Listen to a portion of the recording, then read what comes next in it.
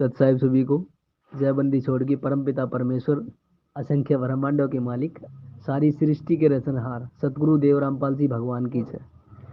आप सभी को सुनील दास की तरफ से सत साहिब, मेरे बड़े भाई बहन, छोटे बड़े भाई बहन। तो आप थोड़ा सा एक चीज को ध्यान से देखिएगा कि परमात्मा कहते थे अपने सत्संग में कि घर घर होगा बोध विचारा, कि सात संगतियां जितनी घर घर चलेंगी, कहने का मतलब जगह जगह अगर भोग लगेगा तो परमात्मा इतने प्रसन्न होंगे। मालिक दास को प्रेरणा हुई कल परसों से ही, मैंने भोग लगाना छोड़ रखा था। मैं अंदेव की छोटी आरती से भोग लगाता था, दास अंदेव की आरती से भोग लगाता था।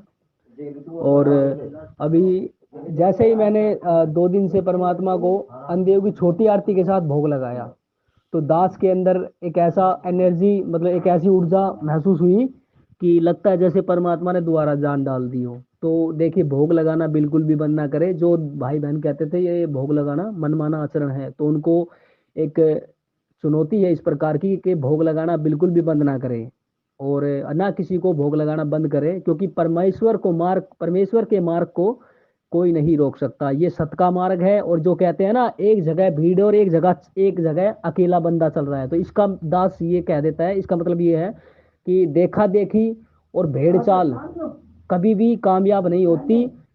तभी इसी प्रकार परमात्मा सत्संग में कहते हैं कि खोकापुर के काग मिले दिन दोयरे को अरबों में हंस हमारा होई रे। ये नहीं, हजारों के हजारों लाखों के पूरा विश्व रह जाएगा, एक ही बंदा सतलोक चला जाए वो भी परमात्मा के लिए बहुत है। अगर एक बच्चा राजी खुशी अपने हृदय से परमात्मा के साथ सतलोक चला जाए, तो ये भीड़ का परमात्मा से कोई लेना देना नहीं है। भीड़ यहीं रह जाए, मालिक को कुछ नहीं चाहिए, मालिक को वहां पर दिखाना पड़ेगा कि देख मैं अपने एक बच्चे को वहां से छुटा के लाया हूँ।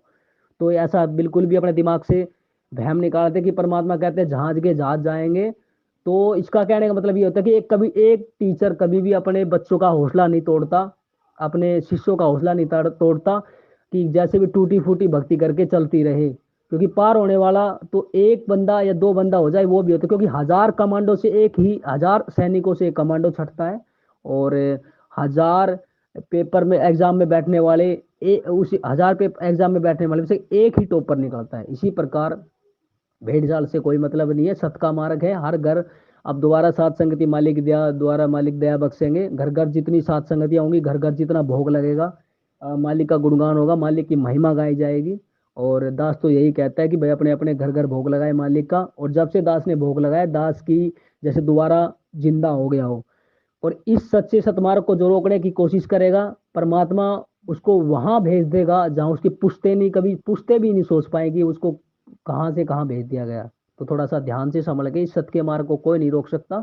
जो रोकेगा वो खाक हो जाएगा, मिट्टी में मिल जाएगा, और उसकी सातों पुश्ते बिल्कुल तबाह हो जाएगी। परमात्मा कुछ भी कर सकते हैं। ये दास शराब नहीं दे रहा, ना कोई चुनौती दे रहा है, लेकिन मैं एक बात, ये दास एक बात कह रहा है, इस तरीके से इस मार्ग को रोकने की कोशिश बिल्कुल भी ना करे, और परमात्मा का मिलजुल के भोग लगाए। और जितने भी परमात्मा की महिमा गाई जाएंगी, उतना जल्दी लोग बाग जुड़ेंगे और मालिक से अपने और अपने परिवार का कल्याण कराएंगे।